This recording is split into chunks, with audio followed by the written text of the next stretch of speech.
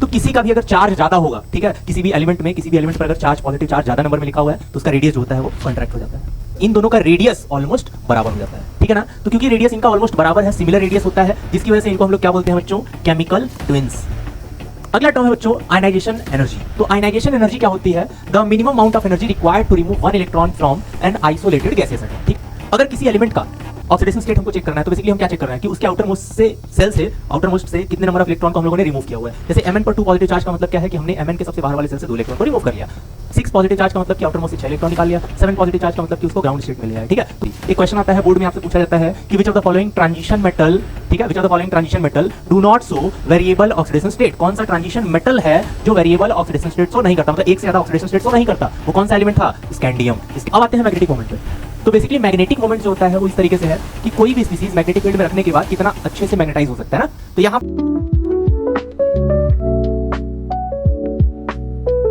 Hello बच्चों, कैसे आप सभी लोग। तो पिछली क्लासेस में हम लोग डी एंड ब्लॉक एलिमेंट्स के बारे में स्टडी कर रहे थे, डिस्कस कर रहे थे, जिसको हम लोगों ने कुछ पार्ट्स में डिवाइड किया हुआ है।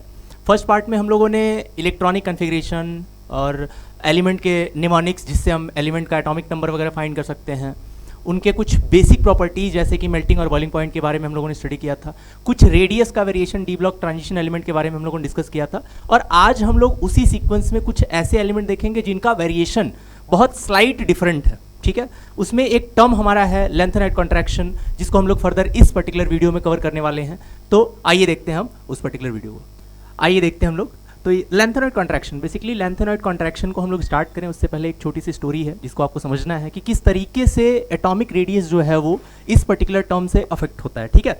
तो हमने आपको एक बेसिक सा टर्म सिखाना है जो आप जानते हैं, इनके बारे में सब लोग जानते हैं, बट फिर भी हम एक बार फिर से डिस्कस करते हैं। जैसे मान लेते हैं ये एक न्यूक्लियस है, ठीक है, और न्यूक्लियस के अराउंड जो है वो अलग अलग सेल अवेलेबल हैं और सेल के अंदर अलग अलग सबसेल्स अवेलेबल हैं, ठीक है ना। अब क्योंकि न्यूक्लियस के सबसे क्लोज कौन है, एस सबसेल, ठीक है। उसके बाद क्या होगा, कहीं ना कहीं पी सबसेल होगा, उसके बाद क्या होगा, डी सबसेल होगा, फिर ऐसे ही कहीं एफ सबसेल रहा होगा, ठीक है ना। अब क्योंकि न्यूक्लियस से सबसे ज़्यादा डिस्टेंस पे कौन है, F block, F subshell, that's why हम लोग कह सकते हैं कि इस पर जो न्यूक्लियस का अफेक्ट है वो बहुत कम होगा। अब क्योंकि इसकी वजह से ये क्या करेगा, इसका जो सील्ड करने का पावर है, क्योंकि न्यूक्लियस से सबसे दूर है, ये डिस्टेंस पर ज़्यादा है, तो न्यूक्लियस से फोर्स ऑफ अट्रैक्शन इसका बहुत कमज़ोर होगा, वीक होगा। इसका मतलब इसका जो सील्ड करने का पावर है वो बहुत ही वीक होगा। अगर इसका सील्ड करने का पावर बहुत वीक है तो आउटर मोस्ट इसके बाद जो इलेक्ट्रॉन्स अवेलेबल होंगे अलग अलग सेल में, है ना, जैसे एस में या फिर पी में या डी में, इसके बाद वाले जो ऑर्बिटल सबसेल्स होंगे उनमें जो भी इलेक्ट्रॉन्स होंगे उन पर इक्विवेलेंट जितना एफ पर फोर्स ऑफ अट्रैक्शन लग रहा है उतना ही इस वाले एस ब्लॉक पर भी फोर्स ऑफ अट्रैक्शन लग रहा होगा। हायर ऑर्बिट की बात कर रहे हैं, हायर सेल की बात कर रहे हैं, ठीक है। तो अगर क्योंकि एफ का पुअर सील्डिंग है, रोकने का पावर कमजोर है, जिसकी वजह से एस में जो फोर्स ऑफ अट्रैक्शन होगा वो इक्वल होगा किसके, एफ ब्लॉक के, ठीक है। इसकी वजह से इसका जो साइज है वो कॉन्ट्रैक्ट होगा थोड़ा सा। ये जो रेडियस बढ़ना था उस रेडियस को क्या कर दिया इसने, डिक्रीज कर दिया, क्योंकि इस पर फोर्स ऑफ अट्रैक्शन, इस वाले सबसेल पर force of attraction in comparison to f, poor shielding of f के कंपैरिजन में, क्योंकि ये हमारे पास इसका सील्डिंग कमजोर है तो ये क्या करेगा, इस पर फोर्स ऑफ अट्रैक्शन न्यूक्लियस ज़्यादा लगाएगा तो इसकी साइज जो है वो कॉन्ट्रैक्ट हो जाएगी, डिक्रीज हो जाएगी, ठीक है। तो जब भी कभी एस या एफ ब्लॉक, ठीक है, एफ ब्लॉक अगर किसी भी पर्टिकुलर एटम में अवेलेबल होगा तो उसका रेडियस जो होगा वो कुछ इस तरीके से वेरी कर रहा होगा। उसके अकॉर्डिंग हम लोग देखेंगे कि फोर्स ऑफ अट्रैक्शन किस पर्टिकुलर एटम में ज़्यादा लग रहा है, किसमें कम लग रहा है, रेगुलरली डिक्रीज करता है, ठीक है। और ये जो रेगुलर डिक्रीज है due to poor shielding of f, इसी को बोलते हैं, क्योंकि 4f लेंथेनॉइड के लिए डिस्कस किया जाता है। 4f जो है वो लेंथेनम के बाद वाले एलिमेंट थे, इसीलिए इनको हम लोग क्या बोल रहे हैं, लेंथेनॉइड्स, ठीक है। और क्योंकि लेंथेनॉइड हैं तो इनमें जो कॉन्ट्रैक्शन होगा, रेगुलर डिक्रीज होगा रेडियस में, उसको हम लोग क्या बोलेंगे, लेंथेनॉइड कॉन्ट्रैक्शन। कहीं ना कहीं जिरकोनियम, ठीक है, और हाफमियम, है ना, इनका रेडियस, अगर इनके रेडियस की बात करें तो देखो यहां पर क्या अवेलेबल आ गया अलग, 4f, ठीक है। हाफमियम में 4f, अब क्योंकि 4f में 14 इलेक्ट्रॉन है, इसका जो सील्ड करने का पावर है वो वीक है, तो आउटर में जो 6 इलेक्ट्रॉन्स हैं इनका force of attraction, in particular electrons पर फोर्स ऑफ अट्रैक्शन न्यूक्लियस ज्यादा शो कर रहा होगा। और क्योंकि इस पर फोर्स ऑफ अट्रैक्शन ज्यादा लग रहा है, इसकी वजह से रेडियस क्या हो जाएगा, बढ़ने के बजाय, सेल नंबर बढ़ने के साथ साथ, देखो 6 सेल हैं, यहाँ पर 5 सेल हैं, तो बढ़ना चाहिए था। अगर देखा जाए ना, अगर इस सीक्वेंस में समझा जाए कि एक सेल नंबर बढ़ रहा है तो रेडियस तो कंटिन्यूसली बढ़ना चाहिए था, बट यहाँ पर क्या हुआ, ऑलमोस्ट एटॉमिक रेडियस होता है जिरकोनियम और हाफनियम, जिरकोनियम और हाफनियम, ठीक है, इन दोनों का रेडियस ऑलमोस्ट बराबर है। पर टाइटेनियम और जिरकोनियम में हम लोगों ने क्या ऑब्जर्व किया, यहाँ पर 4 सेल है और यहाँ पर 5 सेल है, तो कायदे से इसका रेडियस क्या हुआ है, इंक्रीज हुआ है, ठीक है ना। तो रेडियस कॉन्ट्रैक्ट कब होगा, जब 4f ऑर्बिटल इंक्लूड हो जाता है, ठीक है। तो इस पर्टिकुलर टर्म को आप लेंथेनॉइड कॉन्ट्रैक्शन बोलते हैं। सिमिलर कॉन्ट्रैक्शन एक्टिनॉइड्स में भी काम करता है। 89 के बाद जो एक्टिनियम एलिमेंट्स हैं उन पर भी सेम तरीके से कॉन्ट्रैक्शन काम करता है, ठीक है। और वहाँ पर 5f ऑर्बिटल आ जाता है, इसकी वजह से उसकी शील्डिंग और खराब हो जाती है। इसकी वजह से जो आने वाले ऑर्बिटल्स हैं उन पर फोर्स ऑफ अट्रैक्शन और ज़्यादा लगता है, इसकी वजह से साइज क्या होता है, कंटिन्यूअसली डिक्रीज हो जाता है, ठीक है। तो ये एक टर्म था जिसको लेंथेनॉइड कॉन्ट्रैक्शन के टर्म में हम लोगों ने डिस्कस किया।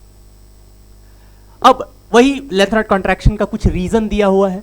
रीजन नंबर 1 क्या लिखा हुआ है, सील्डिंग पावर ऑफ ऑर्बिटल्स। सबसे ज्यादा सील्ड करने का पावर किसका होता है, सब, क्योंकि सबसे क्लोज कौन है, एस सबसे क्लोज होता है। उसके बाद किसका पावर है, पी का, फिर किसका है, डी का, और सबसे कम किसका है, एफ का, क्योंकि एफ जो है न्यूक्लियस से ज्यादा डिस्टेंस पर अवेलेबल है, दैट्स वाई उसका सील्डिंग इफेक्ट, सील्डिंग पावर क्या होता है, बहुत ही वीक होता है, ठीक है। तो बेसिकली इसकी वजह से जो रेडियस है, ठीक है, सील्डिंग इफेक्ट की वजह से जो रेडियस है वो क्या होता है, डिक्रीज हो जाता है। बढ़ने के बजाय क्या होता है, कॉन्ट्रैक्ट हो जाता है, डिक्रीज हो जाता है।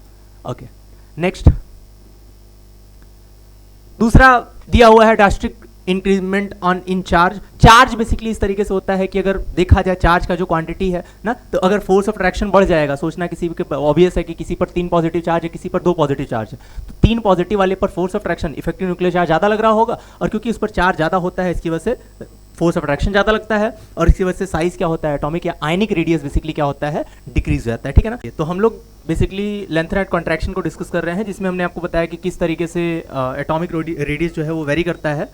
तो यहाँ पर हमारे सामने एक टर्म लिखा हुआ था जिसमें हम लोगों ने बताया कि किस तरीके से एफ ऑर्बिटल को इंक्लूड करने की वजह से, जैसे ही एफ ऑर्बिटल इंक्लूडेड हो जाता है, इनका जो रेडियस है वो बढ़ने के बजाय सेल नंबर के साथ वो क्या होता है, कांस्टेंट हो जाता है या डिक्रीज हो जाता है ना। तो हम लोग बेसिकली इस चीज़ को ऐसे देख सकते हैं, यहाँ पर आपके सामने एक रीज़न दिया हुआ है लेंथेनॉइड कॉन्ट्रैक्शन का।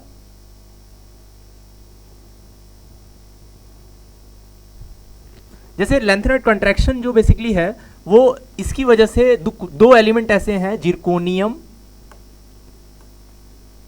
एंड हाफनियम, ठीक। पहला पेयर ये है जिरकोनियम और हाफनियम में बेसिकली वो एफ ब्लॉक इंक्लूड हो जाता है, जिसकी वजह से इन दोनों का रेडियस, इसमें सेल नंबर देखा जाए तो 6 सेल हैं, और इस वाले में देखा जाए सेल नंबर तो यहाँ पर 5 सेल्स हैं, ठीक है। पीरियड नंबर, सेल नंबर है ना, आप जानते हैं एक न्यूक्लियस के बाहर अलग अलग सेल्स होते हैं, ठीक है। तो एक पर्टिकुलर एलिमेंट में 6 सेल बाहर अवेलेबल हैं, और एक पर्टिकुलर एलिमेंट में 5 सेल अवेलेबल होते हैं, जिसमें 6 सेल अवेलेबल होंगे, कायदे से तो हम लोग यही जानते हैं कि उसका रेडियस बड़ा होगा। पर क्योंकि इसमें एफ ऑर्बिटल इंक्लूडेड है तो पुअर सील्डिंग होती है एफ ऑर्बिटल की, जिसकी वजह से 6s में जो इलेक्ट्रॉन होते हैं उस पर फोर्स ऑफ अट्रैक्शन ज़्यादा लगता है, और उस फोर्स ऑफ अट्रैक्शन की वजह से साइज बढ़ने के बजाय क्या होता है, कॉन्ट्रैक्ट हो जाता है, घट जाता है। मतलब इन दोनों का रेडियस ऑलमोस्ट बराबर हो जाता है, ठीक है ना। तो क्योंकि रेडियस इनका ऑलमोस्ट बराबर है, सिमिलर रेडियस होता है, जिसकी वजह से इनको हम लोग क्या बोलते हैं बच्चों, केमिकल ट्विंस। क्या बोलते हैं, केमिकल ट्विंस, ठीक है। इनको हम लोग क्या बोलते हैं, केमिकल ट्विंस। ऐसे ही एक पेयर और है इसी में, ठीक है। दूसरा पेयर है हमारा नायोबियम और टेंटेलम का, Nb एंड Ta, ठीक है। नायोबियम और टेंटेलम, इनका भी रेडियस ऑलमोस्ट बराबर होता है, तो इनको भी हम लोग क्या बोलते हैं, केमिकल ट्विंस, ठीक है ना। आगे बढ़ते हैं।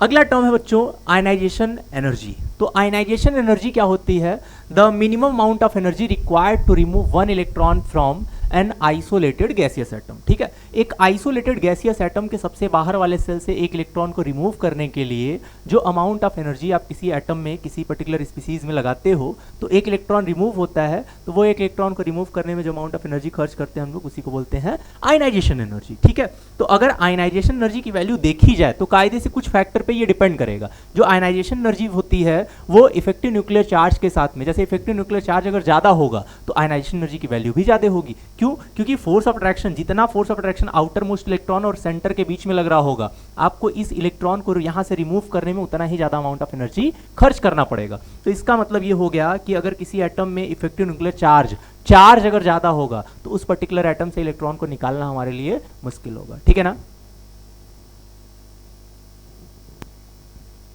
चलिए, तो कुछ इस तरीके से आप इस बात को समझ सकते हैं कि अगर चार्ज, इफेक्टिव न्यूक्लियर चार्ज ज़्यादा होगा तो आयनाइजेशन एनर्जी की वैल्यू भी क्या होगी, ज़्यादा होगी। चलिए,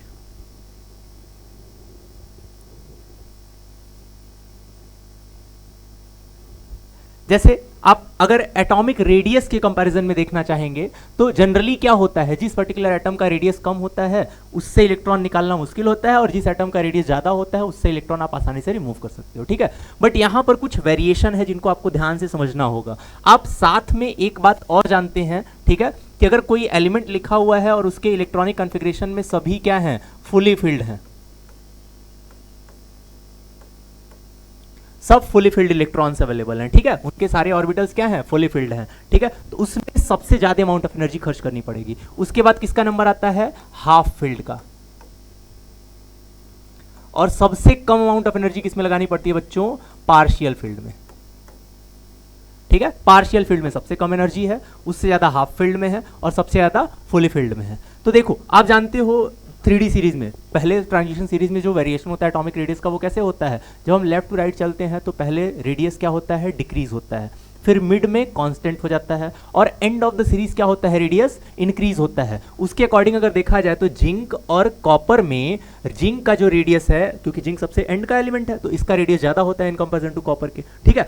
बट अगर हम आयनाइजेशन एनर्जी की बात करें तो जिंक का जो इलेक्ट्रॉनिक कॉन्फ़िगरेशन है वो क्या है बच्चों, 4s2 एंड 3d10। कॉपर का जो इलेक्ट्रॉनिक कॉन्फ़िगरेशन होता है वो क्या होता है बच्चों, 4s1 3d10। यहाँ पर d तो पूरा भरा हुआ है, पर s वाले में देखो ये क्या है, एक सिंगल इलेक्ट्रॉन कैरी कर रहा है, s वाले में 2 इलेक्ट्रॉन है, तो ये तो पूरा भरा हुआ है, पेयर्ड है, तो इससे इलेक्ट्रॉन को रिमूव करने में अपने को ज़्यादा अमाउंट ऑफ एनर्जी खर्च करना पड़ेगा। इसका मतलब ये हुआ कि जिंक के लिए आयनाइजेशन एनर्जी की वैल्यू ज़्यादा होगी इन कंपेरिजन टू कॉपर के, ठीक है ना। फुली फिल्ड होगा तो मोर स्टेबल होता है, और क्योंकि मोर स्टेबल होता है इसलिए उसकी आयनाइजेशन एनर्जी की वैल्यू भी क्या होती है, ज़्यादा होती है। आप इस बात को ध्यान रखेंगे। चलिए नेक्स्ट,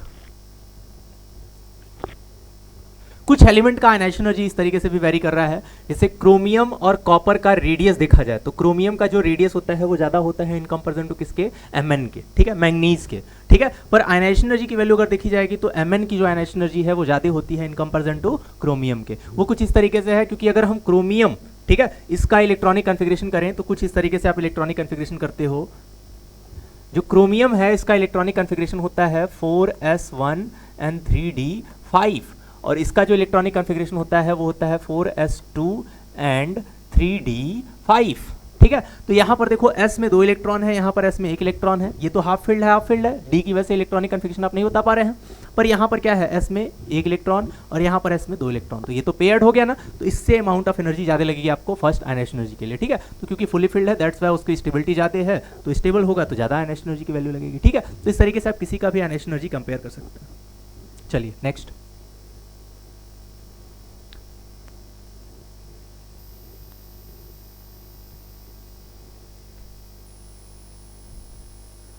कुछ जनरल ट्रेंड है, जैसे इसमें लिखा हुआ है 5D और 4D में जो लेंथेनॉइड कॉन्ट्रैक्शन होता है, कॉन्ट्रैक्शन की वजह से रेडियस डिक्रीज होता है, और क्योंकि पुअर शिल्डिंग ऑफ F है तो रेडियस डिक्रीज हो जाएगा, और क्योंकि रेडियस डिक्रीज होता है, रेडियस अगर बेसिकली अगर देखा जाए पुअर शिल्डिंग है, ठीक है, तो रेडियस डिक्रीज होगा, और अगर इफेक्टिव न्यूक्लियर चार्ज इंक्रीज हो रहा है, ठीक है ना, इफेक्टिव न्यूक्लियर चार्ज अगर इंक्रीज हो रहा है तो हम लोग जो रेगुलरिटी है वो मतलब बेसिकली वेरिएशन जो है एटॉमिक रेडियस का वो वेरिएशन रेगुलर नहीं होगा, ठीक है। 4D 5D सीरीज में कुछ इस तरीके से है कि अगर 4D सीरीज के एलिमेंट है और 5D सीरीज के एलिमेंट है तो 5D सीरीज में बेसिकली कंट्रैक्शन होगा, और कंट्रैक्शन की वजह से फोर्स ऑफ अट्रैक्शन ज़्यादा लगता है, जिसकी वजह से आपको रिमूवल ऑफ इलेक्ट्रॉन आपके लिए मुश्किल होता है।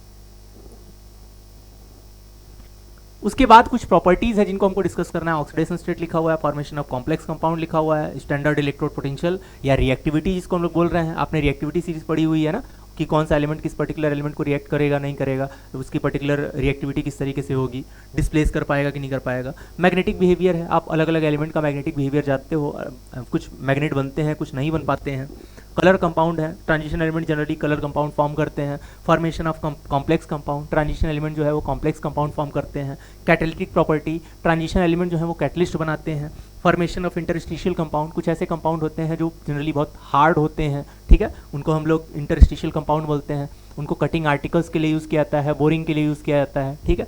और अलॉय फॉर्मेशन, अलॉय फॉर्मेशन वो है जैसे कि आपने स्टील ब्रास अपने डे लाइफ में देखा हुआ है, जिससे रस्टिंग वगैरह को प्रिवेंट किया जाता है, या उनकी केमिकल रिएक्टिविटी को कम किया जाता है ताकि उसकी उनकी स्ट्रेंथ को बढ़ाया जा सके, इस तरीके से। तो पहला है प्रॉपर्टी आपके सामने ऑक्सीडेशन स्टेट। ऑक्सीडेशन स्टेट किस तरीके से वेरी करता है, अलग अलग एलिमेंट का अलग अलग पर्टिकुलर फॉर्म्स में अलग अलग ऑक्सीडेशन स्टेट है। अगर किसी एलिमेंट का ऑक्सीडेशन स्टेट हमको चेक करना है तो बेसिकली हम क्या चेक कर रहे हैं कि उसके आउटर मोस्ट से सेल से आउटर मोस्ट से कितने नंबर ऑफ इलेक्ट्रॉन को हम लोगों ने रिमूव किया हुआ है। जैसे Mn पर 2 पॉजिटिव चार्ज का मतलब क्या है कि हमने Mn के सबसे बाहर वाले सेल से 2 इलेक्ट्रॉन को रिमूव कर लिया। 6 पॉजिटिव चार्ज का मतलब कि आउटर मोस्ट से 6 इलेक्ट्रॉन निकाल लिया। 7 पॉजिटिव चार्ज का मतलब कि उसको ग्राउंड स्टेट में ले आया, ठीक है। तो कौन से एलिमेंट के आउटर मोस्ट में कितने नंबर ऑफ इलेक्ट्रॉन्स अवेलेबल हैं उसके अकॉर्डिंग उसका इलेक्ट्रॉनिक कन्फिगरेशन हम लोग जानेंगे। तो यहाँ पर आपके सामने एक एलिमेंट लिखा हुआ है, एक टेबल बना हुआ है, ट्रेंड लिखा हुआ है, जैसे scandium, titanium, vanadium, chromium, manganese, iron, cobalt, निकल, कॉपर, जिंक। ये पहली 3D सीरीज है। 3D सीरीज के कुछ एलिमेंट लिखे हुए हैं आपके सामने। अब 3D सीरीज में जब हम लोग इलेक्ट्रॉनिक कन्फिगरेशन देखेंगे तो उसके अकॉर्डिंग आप समझ सकते हो कि किसी पर्टिकुलर एलिमेंट का इलेक्ट्रॉनिक कन्फिगरेशन, उसका ऑक्सीडेशन नंबर किस तरीके का होगा। जैसे स्कैंडियम की अगर हम बात करें तो स्कैंडियम के आउटर मोस्ट में बच्चों कितने नंबर ऑफ इलेक्ट्रॉन्स अवेलेबल हैं। आउटर मोस्ट अगर देखा जाए तो 4s2 और 3d1, ये स्कैंडियम का इलेक्ट्रॉनिक कन्फिगरेशन है। और क्योंकि स्कैंडियम का इलेक्ट्रॉनिक कन्फिगरेशन ये लिखा हुआ है तो जब हम इलेक्ट्रॉन को रिमूव करने की बात करते हैं तो 2 इलेक्ट्रॉन, पहला इलेक्ट्रॉन आप ध्यान रखेंगे n, जो किसी भी सबसेल के पहले नंबर लिखा होता है ये होता है प्रिंसिपल क्वांटम नंबर, ठीक है ना। और ये जो प्रिंसिपल क्वांटम नंबर होता है ना बच्चों, इसी से नंबर ऑफ इलेक्ट्रॉन आप रिमूव करते हो। तो जो पहला इलेक्ट्रॉन आप निकालेंगे वो कहाँ से निकालेंगे, 4s से, क्योंकि same number of electrons available है और सेल नंबर ज़्यादा है तो 2 electron same amount of energy खर्च करेंगे तो 2 इलेक्ट्रॉन एक साथ निकाल सकते हो आप। तो यहाँ से 2 इलेक्ट्रॉन रिमूव किया तो स्कैंडियम पर कितना चार्ज बना, +2, ठीक है। यहाँ पर स्कैंडियम पर कितना चार्ज बनेगा, +2। 2 इलेक्ट्रॉन रिमूव कर लिया तो +2 चार्ज बन गया। और क्योंकि एक इलेक्ट्रॉन और अवेलेबल है और इसको निकाल लिया जाएगा तो स्कैंडियम +3 जो कि ग्राउंड स्टेट में चला जाएगा, नोबल गैस इलेक्ट्रॉनिक कन्फिगरेशन को अटेन कर लेगा। इसकी वजह से इसकी स्टेबिलिटी हाई हो जाएगी। तो इसका मतलब स्कैंडियम जो +3 का होगा कंपाउंड वो सबसे ज़्यादा स्टेबल होगा। तो स्कैंडियम +2 के बजाय किस में प्रेफर करता है जाना, +3 में। तो आप ध्यान रखेंगे स्कैंडियम का जो +3 ऑक्सीडेशन स्टेट है वो ज़्यादा होगा, ठीक है। तो इसीलिए यहाँ पर +2 ना लिख के क्या लिखा हुआ था, +3। एक क्वेश्चन आता है बोर्ड में, आपसे पूछा जाता है कि which of the following transition metal, ठीक है, which of the following transition metal do not show variable oxidation state. कौन सा ट्रांजिशन मेटल है जो वेरिएबल ऑक्सीडेशन स्टेट शो नहीं करता, मतलब एक से ज़्यादा ऑक्सीडेशन स्टेट शो नहीं करता। वो कौन सा एलिमेंट था, स्कैंडियम। स्कैंडियम इकलौता ऐसा ट्रांजिशन मेटल है, ठीक है, जो कि वेरिएबल ऑक्सीडेशन शो नहीं करता। बाकी सब एलिमेंट 1, 2, 3, 4 अलग अलग oxidation state, variable oxidation state show करते हैं, ठीक है, पर ये नहीं करता। जिंक, अगर हम जिंक की बात करें तो जिंक 3D सीरीज का वो एलिमेंट है जो वेरिएबल ऑक्सीडेशन स्टेट शो नहीं करता, वो ट्रांजिशन एलिमेंट नहीं होता। हम लोग पहले डिस्कस कर चुके हैं इसको कि कौन से ट्रांजिशन मेटल होते हैं, कौन से ट्रांजिशन मेटल नहीं होते, कौन से ट्रांजिशन एलिमेंट है, कौन से नहीं है। जैसे zinc, cadmium, mercury transition element नहीं पढ़ा था आपने क्योंकि इनके ऑर्बिटल्स पूरे भरे हुए थे, ठीक है। चलिए आगे बढ़ेंगे। अब कुछ यहाँ पर वेरिएशन लिखा हुआ है, ये रिवर्स पिरामिड शेप का है, इसलिए हम लोग बोल सकते हैं कि पिरामिडल स्ट्रक्चर है। आप जितने नंबर ऑफ इलेक्ट्रॉन को रिमूव कर पाओ आउटर मोस्ट से उतना उसका ऑक्सीडेशन नंबर उस तरीके से वेरी कर रहा होगा, ठीक है ना। एक एलिमेंट को यहाँ पर हम लोग और डिस्कस कर लेते हैं, जैसे आयरन, ठीक है। Fe को अगर हम डिस्कस करें तो Fe का ग्राउंड स्टेट इलेक्ट्रॉनिक कन्फिगरेशन क्या बनाएंगे बच्चों, 4s2 and 3d6। आयरन का एटॉमिक नंबर कितना होता है, 26, ठीक है। तो अगर हम 2 इलेक्ट्रॉन s से निकालेंगे तो आयरन पर कितना चार्ज बनेगा, +2, ठीक है। यहाँ पर क्रोमियम का +1 ऑक्सीडेशन स्टेट भी होता है, चलिए ध्यान रखना। तो यहाँ पर 2 इलेक्ट्रॉन s से निकाला तो आयरन पर कितना चार्ज बना, +2। आयरन पर कितना चार्ज बना, +2। वही अब 1 इलेक्ट्रॉन और निकालेंगे तो कितना चार्ज बनेगा आयरन पे, +3। फिर 1 इलेक्ट्रॉन और निकालेंगे, +4, +5, +6, ठीक है। तो अलग अलग ऑर्बिटल से अलग अलग नंबर ऑफ इलेक्ट्रॉन निकालते रहेंगे और उसका ऑक्सीडेशन नंबर उस तरीके से वेरी करता रहेगा। अब क्योंकि डी से आपके दिमाग में होगा कि सर हम अलग अलग इलेक्ट्रॉन निकाल रहे हैं तो 2 तो हमने s से निकाल लिया, 2 तो हमने s से निकाल लिया तो +2 चार्ज बन गया था। फिर 1 इलेक्ट्रॉन यहाँ से निकालते, यहाँ से निकालते, यहाँ से निकालते और यहाँ से निकालते, तो इस तरीके से 4 यहाँ से और 2 यहाँ से, +6 तक तो समझ में आ रहा है। पर उसके बाद 2 इलेक्ट्रॉन तो और है ना, तो यहाँ से इलेक्ट्रॉन अगर निकाल देंगे तो उसकी स्टेबिलिटी होगी और ज़्यादा हो जाएगी, +8 ऑक्सीडेशन स्टेट, नहीं। तो बट यहाँ आप ध्यान रखेंगे कि क्योंकि ये ऑर्बिटल पेयर्ड है, भरा हुआ है, डी के ऑर्बिटल में अगर कोई पेयर्ड होगा तो आप नंबर ऑफ इलेक्ट्रॉन नहीं निकाल सकते उससे, क्योंकि उसकी स्टेबिलिटी ज़्यादा हो जाती है। अब वहाँ से इलेक्ट्रॉन निकालने में आपको लार्ज अमाउंट ऑफ एनर्जी खर्च करनी पड़ती है। केवल डी की बात हो रही है, डी ऑर्बिटल से, ठीक है। तो इसी वजह से आपने देखा यहाँ से 7 से फिर धीरे धीरे क्या हुआ, चार्जेस जो है वो कम होने लगे ना। तो इस तरीके से ये पिरामिड, रिवर्स पिरामिड शेप का स्ट्रक्चर आपके सामने बना हुआ है। जितने number of electron outer most से आप निकाल पाएँ उस पर्टिकुलर एलिमेंट का ऑक्सीडेशन स्टेट उतना लिखा जाएगा। चलिए नेक्स्ट, वहीं उसी सीक्वेंस में कुछ लिखा हुआ है कॉमन ऑक्सीडेशन स्टेट और उनका स्टेबिलिटी। तो जैसे यहाँ पर लिखा हुआ है टाइटेनियम +4 जो है वो मोर स्टेबल होता है +3 और +2 के। वो इसीलिए है क्योंकि आप इलेक्ट्रॉनिक कन्फिग्रेशन से इस चीज़ को पहचान सकते हैं कि इलेक्ट्रॉनिक कन्फिग्रेशन अगर डी ऑर्बिटल में नंबर ऑफ इलेक्ट्रॉन्स अवेलेबल हैं, unpaired number of electron available हैं, तो इलेक्ट्रॉन रिमूव किया जा सकता है। वही अगर स्टेबल इलेक्ट्रॉनिक कन्फिग्रेशन पर चला गया ये, तो वो सबसे ज़्यादा स्टेबल ऑक्सीडेशन स्टेट होगा। जैसे टाइटेनियम का +4 ऑक्सीडेशन स्टेट सबसे ज़्यादा स्टेबल क्यों है? क्योंकि उसने ग्राउंड स्टेट या फिर नोबल गैस इलेक्ट्रॉनिक कन्फिग्रेशन को क्या कर लिया है, अटेन कर लिया है। दैट्स वाई वो क्या होगा, स्टेबल हो जाएगा। Common oxidation state D10 configuration बनाना है हमको, नोबल गैस कॉन्फ़िगरेशन को अटेन कराना है हमको, तो उसकी स्टेबिलिटी क्या होगी बच्चों, सबसे ज़्यादा होगी। ठीक है, जैसे यहाँ पर कुछ एलिमेंट लिखे हुए हैं, स्कैंडियम +3 नोबल गैस, सब इलेक्ट्रॉन निकाल लिया था आपने पीछे वाले स्लाइड में। +4 स्कैंडियम के बाद टाइटेनियम आता है, तो 3 के बाद क्या आएगा 4, फिर उसके बाद वेनेडियम +5, फिर क्रोमियम +6, फिर Mn +7। तो इस तरीके से नंबर ऑफ इलेक्ट्रॉन आप निकालते जाएंगे और इलेक्ट्रॉनिक कन्फिग्रेशन जो है वो स्टेबल बनता जाएगा। चलिए नेक्स्ट,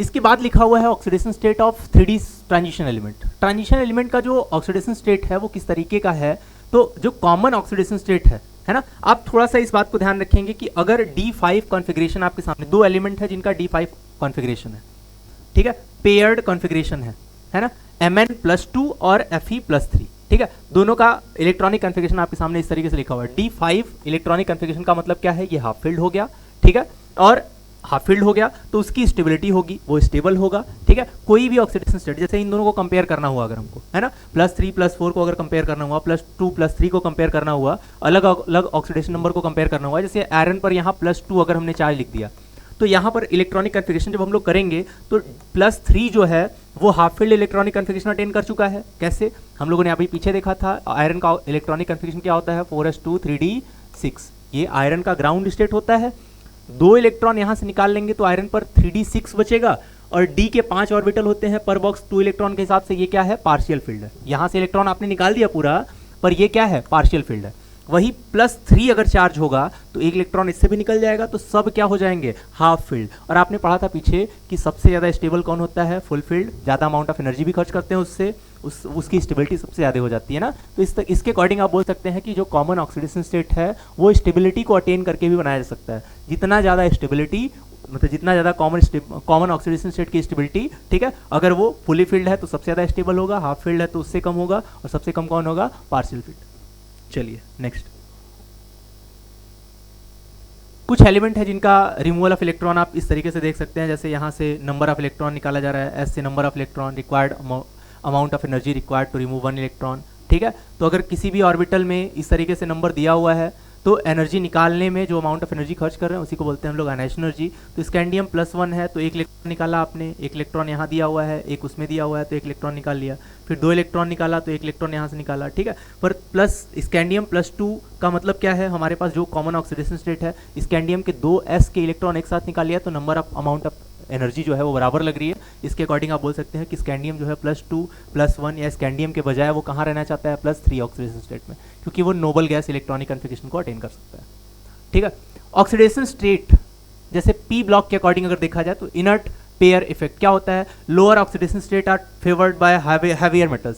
जो लोअर ऑक्सीडेशन स्टेट है, जो हैवी मेटल्स होते हैं जिनका रेडियस वगैरह ज़्यादा होता है, ठीक है, तो वो मेटालिक बिहेवियर ज़्यादा शो करते हैं। क्यों होता है ऐसा, क्योंकि वो रिमूवल ऑफ इलेक्ट्रॉन, वो चाहते हैं सबसे बाहर वाले सेल में जो नंबर ऑफ इलेक्ट्रॉन है ना वो क्या करे, रिमूव हो जाए। और जैसे ही वो नंबर ऑफ इलेक्ट्रॉन रिमूव होते हैं वो क्या करते हैं, वो अब बेसिकली हम क्या करेंगे, अगर किसी का फोर्स ऑफ अट्रैक्शन कम लग रहा होगा तो उससे हमारे लिए इलेक्ट्रॉन को रिमूव करना क्या होगा, आसान होगा। ठीक है, अब कोई एलिमेंट है, हायर ऑक्सीडेशन स्टेट है किसी एलिमेंट का, तो फेवर्ड बाय हैवियर मेटल्स। अगर कोई एलिमेंट है जिसका न्यूक्लियस जो है वो हैवी है तो वेरिएबल ऑक्सीडेशन स्टेट या higher number of oxidation state में वो एग्जिस्ट करना चाहता है ना, इस तरीके से। तो easy to remove valence electron, आप हैवियर मेटल में आसानी से इलेक्ट्रॉन को रिमूव कर सकते हो इन कंपेरिजन टू उसके कि कोई एलिमेंट का रेडियस बहुत कम है।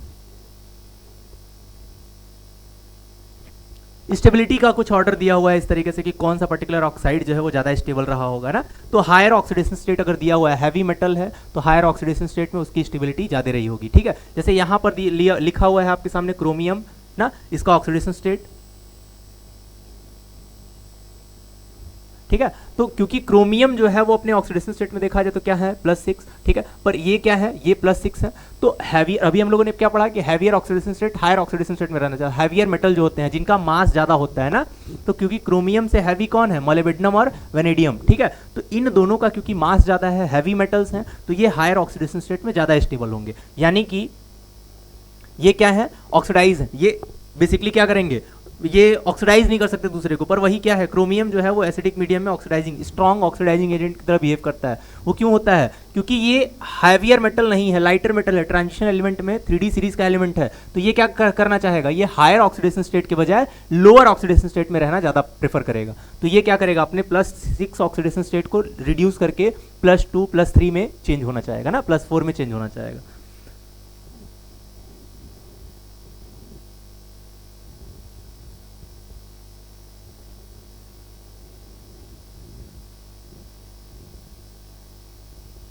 कुछ एलिमेंट ऐसे हैं जिनका ऑक्सीडेशन नंबर 0 लिखा हुआ है यहाँ पर, जैसे हमारे सामने आयरन देखो, आयरन का कार्बोनिल कंपाउंड है, कार्बोनिल CO पर 0 चार्ज होता है, नेट चार्ज कितना होता है कार्बोनिल पर 0, तो यहाँ पर आयरन का ऑक्सीडेशन नंबर क्या है 0। निकल, फिर से वही दूसरा कार्बोनिल कंपाउंड निकल का, तो यहाँ पर कार्बोनिल पर 0 चार्ज है, तो निकल पर ऑक्सीडेशन स्टेट क्या है 0, ठीक है। तो इस तरीके से जो कुछ ऐसे एलिमेंट हैं जिनका डोनेशन जो है वो ना सिग्मा बॉन्ड के थ्रू केवल होता है, एक ही पर्टिकुलर बॉन्ड फॉर्मेशन हो रहा है। ये कुछ बॉन्ड ऐसा है जैसे कॉम्प्लेक्स वगैरह फॉर्म कर रहे हैं ये, कि अगर ये पर्टिकुलर मेटल अपने d ऑर्बिटल से इनके पेयर ऑफ इलेक्ट्रॉन को एक्सेप्ट कर ले तो इनके बीच में कॉम्प्लेक्स कोऑर्डिनेट बॉन्ड फॉर्म हो सकता है ना। तो अगर इस तरीके का कोई भी बॉन्ड फॉर्म हो रहा है तो हम लोग बोल सकते हैं ऐसा कि इनमें 0 ऑक्सीडेशन स्टेट में भी बॉन्ड फॉर्म हो सकता है। तो ये केवल in case of transition metal ये पॉसिबल है, ठीक है।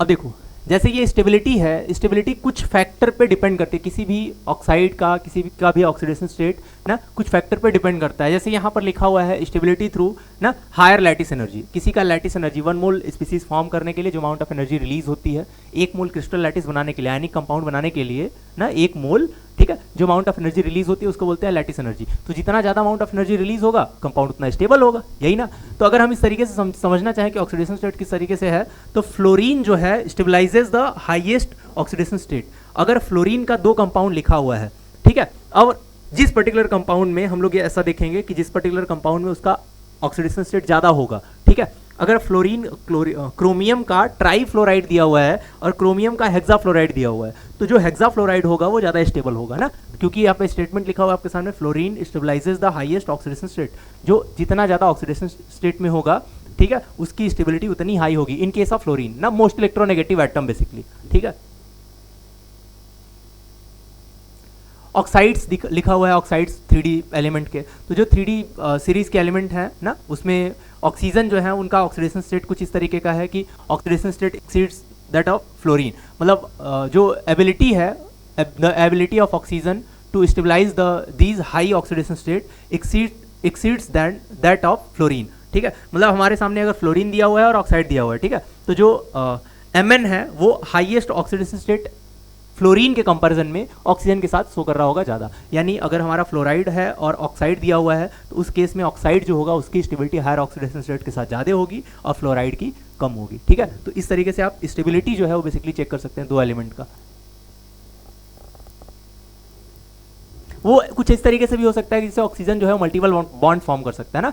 तो नंबर ऑफ मल्टीपल बॉन्ड अगर ज़्यादा होंगे तो मॉलिक्यूल 2 एटम के बीच में अगर 2 बॉन्ड है, 2 एटम है जिनके बीच में डबल बॉन्ड है और 1 एटम है जिनके बीच में सिंगल बॉन्ड है, तो डबल बॉन्ड वाली की स्टेबिलिटी तो ज़्यादा होगी ना, इसलिए ऑक्साइड जो होते हैं वो ज़्यादा स्टेबल होते हैं।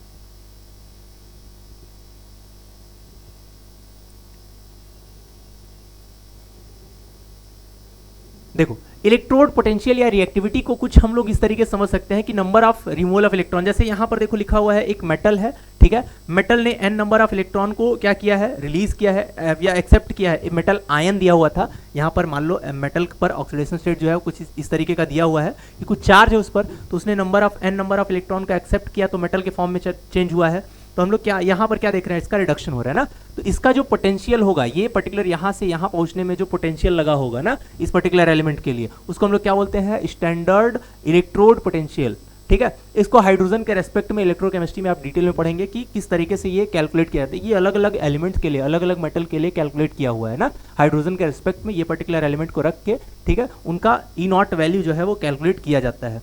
तो अलग अलग एलिमेंट का ई नॉट वैल्यू किस तरीके से वेरी करता है, उसका वेरिएशन कुछ इस तरीके से है कि अगर +2 से मेटल फॉर्म हो रहा है तो हम लोग reduction potential of E not +2 से मेटल पढ़ रहे हैं, +3 से +2 में जा रहा है तो हम लोग रिडक्शन पोटेंशियल +3 से +2 में पढ़ रहे हैं, ठीक है। इनका वेरिएशन अलग अलग तरीके से, ट्रेंड जो है वो अलग अलग तरीके से काम करता है, ठीक है। अब 3D सीरीज में कॉपर ही एक ऐसा एलिमेंट है जिसका रिडक्शन पोटेंशियल पॉजिटिव होता है, ठीक है। बाकी सभी एलिमेंट का रिडक्शन पोटेंशियल जनरली क्या होता है, नेगेटिव, ठीक है। पर कॉपर एक ऐसा एलिमेंट है जिसका रिडक्शन पोटेंशियल पॉजिटिव होता है। वो होता क्यों है? देखो, जो कॉपर है ना, या रिडक्शन पोटेंशियल का बेसिक सा मतलब क्या है कि कोई भी एलिमेंट किसी दूसरी स्पीसीज को कितना इजिली रिड्यूस कर पाएगा, ठीक है, रिड्यूस कर पाएगा, या फिर उसका ऑक्सीडेशन पोटेंशियल मतलब कितना इजीली ऑक्सीडाइज कर पाएगा, ठीक है। तो हम बेसिकली यहाँ पर जो रिडक्शन पोटेंशियल पढ़ते हैं या किसी का पावर पढ़ते हैं वो 3 फैक्टर की वजह से होता है।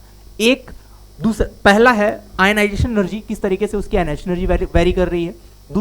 दूसरा फैक्टर है इंथैल्पी ऑफ एटमाइजेशन, उस पर्टिकुलर एटम का दूसरे एटम के साथ एग्रीगेट होने का जो पावर है वो कितना है, ठीक है। तो अब क्योंकि यहाँ पर 2 फैक्टर हमारे सामने लिखे हुए हैं, है ना, जब इंथैल्पी ऑफ एटमाइजेशन और आयनाइजेशन एनर्जी की वैल्यू, इन दोनों को हम लोग जोड़ते हैं, एनर्जी, आयनाइजेशन एनर्जी क्या होती है, रिक्वायर्ड अमाउंट ऑफ एनर्जी, और सिस्टम को गिवन एनर्जी जो होती है वो पॉजिटिव फॉर्म में लिखी जाती है। देखो यहाँ लिखा हुआ है आयनाइजेशन एनर्जी का मतलब आयनाइजेशन एनर्जी 1, आयनाइजेशन एनर्जी 2, ये पॉजिटिव वैल्यू है, और जो हाइड्रेशन एनर्जी है या इंथैल्पी ऑफ एटमाइजेशन है ना, हाइड्रेशन एनर्जी, ठीक है, वो क्या है, वो नेगेटिव वैल्यू है। क्योंकि हम क्या करते हैं, पर्टिकुलर कंपाउंड को किसी मीडियम में मिलाया, हमने कोई कंपाउंड लिया कॉपर का या किसी भी एलिमेंट का, उसको हमने क्या किया, वाटर में सॉल्युबल किया, ठीक है, तो उससे कितनी अमाउंट ऑफ एनर्जी रिलीज हुई है ना। हम बेसिकली कैल्शियम कार्बोनेट को पानी में डालते हैं, चूने को पानी में डालते हैं, तो क्या होता है, कंटेनर हीट होता है ना, एक्सोथर्मिक प्रोसेस है। तो जब सिस्टम से हीट रिलीज होगी तो उसको क्या बोलते हैं, नेगेटिव साइन के साथ में। तो वही लिखा हुआ है, हाइड्रेशन एनर्जी क्या होती है, नेगेटिव। अब 2 बड़ी वैल्यू में से, पॉजिटिव वैल्यू में से एक छोटी सी वैल्यू माइनस करोगे तो ओवरऑल जो वैल्यू आएगी वो क्या मिलेगी हमारे लिए, पॉजिटिव। इसलिए कॉपर का जो स्टैंडर्ड इलेक्ट्रोड पोटेंशियल होता है वो पॉजिटिव होता है, ठीक है ना। अब इस बात का ध्यान रखेंगे क्योंकि ऐसा होता है केवल कॉपर के केस में, बाकी सभी केस में क्या होता है, आयनाइजेशन एनर्जी की वैल्यू, इन दोनों का डिफरेंस जो होता है वो कई केस में ऐसा देखोगे, जब अलग अलग एलिमेंट आएंगे तो वहां पर आयनाइजेशन एनर्जी 1, आयनाइजेशन एनर्जी 2 की वैल्यू जो होती है वो ऑटोमेटिकली नेगेटिव फॉर्म में होती है, और यहाँ पर बहुत स्मॉल सी क्वांटिटी नेगेटिव में है। अब ये वैल्यू अगर छोटी होगी, पॉजिटिव वैल्यू जो होगी अगर वो छोटी होगी और नेगेटिव वैल्यू ज़्यादा होगी, तो जब दोनों को ऐड करोगे तो वो ओवरऑल जो वैल्यू देगा वो क्या देगा अपने को, नेगेटिव। इसलिए बाकी लोगों का रिडक्शन पोटेंशियल 3D सीरीज में जो है वो क्या होता है, negative. In case of copper के केस में क्या होता है, ये पॉजिटिव। अब उसके अकॉर्डिंग हम लोग कुछ रिएक्शंस भी जानते हैं। आप रिएक्टिविटी सीरीज जानते हो, वही रिएक्टिविटी सीरीज या रिएक्टिविटी जो है वो कुछ इस तरीके से बनाई गई है कि जो एलिमेंट, बेसिकली कौन एलिमेंट जो हाइड्रोजन को लिबरेट कर पाएंगे उनके फ्रॉम एसिड से, एसिड से कौन से एलिमेंट हैं जो लिबरेट कर पाएंगे हाइड्रोजन गैस को।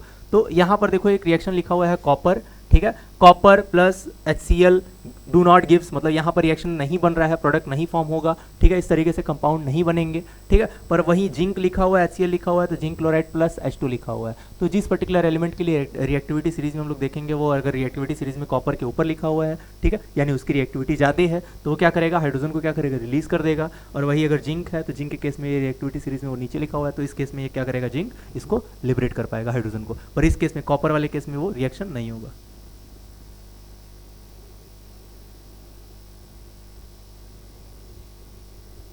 वही स्टेटमेंट है +2 वाला रिडक्शन पोटेंशियल। +2 का इलेक्ट्रोड पोटेंशियल किस तरीके से है, इन +2 स्टेट Mn सोज D5 इलेक्ट्रॉनिक कन्फिग्रेशन, D5 है ना। Mn का इलेक्ट्रॉनिक कन्फिग्रेशन देख लेंगे हम लोग इस तरीके से, जैसे Mn जो है वो,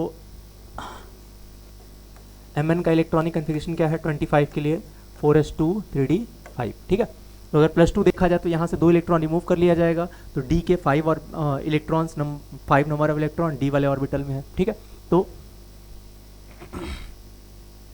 वही निकल के केस में क्या है, D8 इलेक्ट्रॉनिक कन्फिग्रेशन ना, 28 वाला, और has completely field T2g orbital, and zinc has completely field D10 orbital, so they so negative A not value then expected value. जो बेसिकली अगर देखो क्या होता है ना कि नंबर ऑफ इलेक्ट्रॉन है ना, कौन से ऑर्बिटल में कितने नंबर ऑफ इलेक्ट्रॉन्स अवेलेबल हैं, क्योंकि यहाँ D5 है, स्टेबल इलेक्ट्रॉनिक कन्फिग्रेशन है, D8 है, तो इसके कम्प्लीटली T2g ऑर्बिटल्स अवेलेबल हैं। जैसे हमने बताया था D के 5 ऑर्बिटल होते हैं, ये 2 सेट में स्प्लिट हो जाते हैं ना, एक को बोलते हैं T2g 5 ऑर्बिटल 2 सेट में स्प्लिट होते हैं, 2 अलग अलग सेट में, एक को बोलते हैं Eg। ठीक है, तो अगर नंबर ऑफ इलेक्ट्रॉन्स अगर हमको फिल करना होता है तो D8 का जब इलेक्ट्रॉनिक कन्फिग्रेशन करते हैं हम लोग ना, तो नंबर ऑफ इलेक्ट्रॉन कुछ इस तरीके से फिल कर देते हैं। ठीक है, 6 और एक नंबर ऑफ इलेक्ट्रॉन इन दोनों में। ठीक है, तो जब नंबर ऑफ इलेक्ट्रॉन इस तरीके से भर लिया, D8 इलेक्ट्रॉनिक कन्फिग्रेशन, तो T2G क्या है, कंप्लीटली फिल्ड, ये वाला ऑर्बिटल पूरा पूरा भरा हुआ है, कोई भी हाफ फील्ड या पार्शियल फील्ड नहीं है। इसकी वजह से इसकी स्टेबिलिटी क्या होती है, ज़्यादा होती है, और क्योंकि स्टेबिलिटी ज़्यादा है तो नंबर ऑफ इलेक्ट्रॉन क्या होंगे, निकालने में हमारे को क्या होगी, कठिनाई होगी। इसके लिए हम लोग क्या बोलते हैं, जो नेगेटिव वैल्यू होती है वो ज़्यादा होती है E0 की। अब क्योंकि नेगेटिव वैल्यू ज़्यादा है तो एक्सपेक्टेड वैल्यू से वो नेगेटिव वैल्यू अगर ज़्यादा है तो हमको रिडक्शन पोटेंशियल बेसिकली क्या होगा, है ना।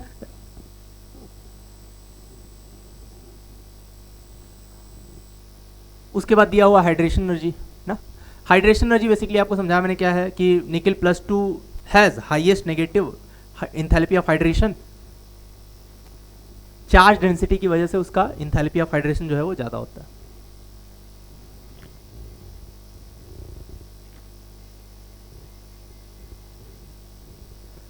E0 के ट्रेंड में कुछ रिएक्टिविटी सीरीज दिया हुआ है कि किस तरीके से रिएक्टिविटी है, वेरिएशन पहले सीरीज का।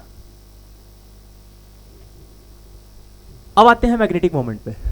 तो बेसिकली मैग्नेटिक मोमेंट जो होता है वो इस तरीके से है कि कोई भी स्पीसीज मैग्नेटिक फील्ड में रखने के बाद कितना अच्छे से मैग्नेटाइज हो सकता है ना।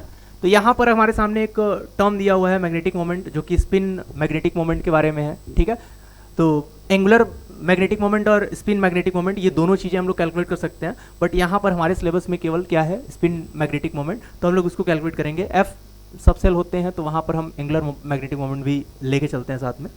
पर यहाँ पर स्पिन मैग्नेटिक मोमेंट अगर हमको कैलकुलेट करना है तो फार्मूला आपके सामने है मैग्नेटिक मोमेंट का, mu equal to √n+2, where n is number of unpaired electron. जितने नंबर ऑफ अनपेयर्ड इलेक्ट्रॉन होंगे, अनपेयर्ड का मतलब एक बॉक्स में एक सिंगल इलेक्ट्रॉन, जितने number of unpaired electron available होंगे उसके अकॉर्डिंग उसका मैग्नेटिक मोमेंट जो है वो वेरी कर रहा होगा। ठीक है ना, तो जितना मैग्नेटिक मोमेंट जिस तरीके से होगा पर्टिकुलर एलिमेंट का, आप नंबर ऑफ अनपेयर्ड इलेक्ट्रॉन देख के उसको कैलकुलेट कर सकते हो। हम एक क्वेश्चन करा दे रहे हैं जिससे आप इसको और डिटेल में समझ सकते हो। जैसे मान लो अगर हमको इस पर्टिकुलर एलिमेंट का मैग्नेटिक मोमेंट निकालना होगा, ठीक है ना, एटॉमिक नंबर वैसे आयरन का दिया हुआ है मैंने आपको, पर अगर मैग्नेटिक मोमेंट देखो तो यहाँ S क्या है, पूरा भरा हुआ है, कोई नंबर ऑफ अनपेयर्ड इलेक्ट्रॉन नहीं है। D6 का मतलब क्या है, 5 ऑर्बिटल, एक ऑर्बिटल ऐसा होगा जिसमें 2 इलेक्ट्रॉन होंगे, बाकी के 4 ऑर्बिटल ऐसे होंगे जिनमें सिंगल सिंगल इलेक्ट्रॉन होगा। तो नंबर ऑफ अनपेयर्ड इलेक्ट्रॉन कितने होंगे बच्चों, 4।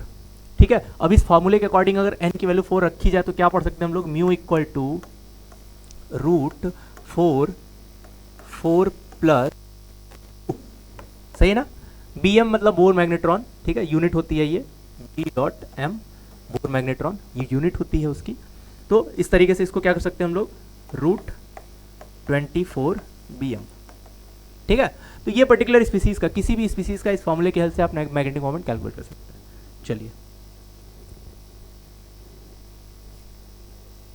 एक कैलकुलेट भी किया हुआ है Mn का, Mn+2 चार्ज। ठीक है, नंबर ऑफ अनपेयर्ड इलेक्ट्रॉन कितने होंगे, S से 2 इलेक्ट्रॉन निकाल दिया, D में 5 number of unpaired electron, value रखा हमारे सामने ये 7 मतलब √35, और √35 की वैल्यू कितनी निकाली उन्होंने, 5.92। ठीक है, Bm बोर मैग्नेट्रॉन। तो किसी भी एलिमेंट का, किसी पर्टिकुलर आयन का, केवल एलिमेंट ही नहीं कोई आयन भी होगा तब भी आप मैग्नेटिक मोमेंट फॉर्मूले की हेल्प से निकाल सकते हैं।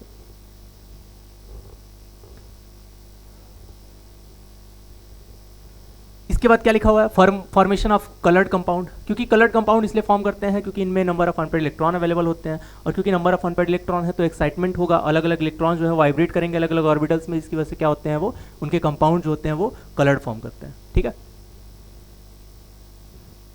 कॉम्प्लेक्स कंपाउंड, कॉम्प्लेक्स बेसिकली वो सॉल्ट्स होते हैं, इसके बाद वाले चैप्टर में डिस्कस किया जाएगा डेप्थ में।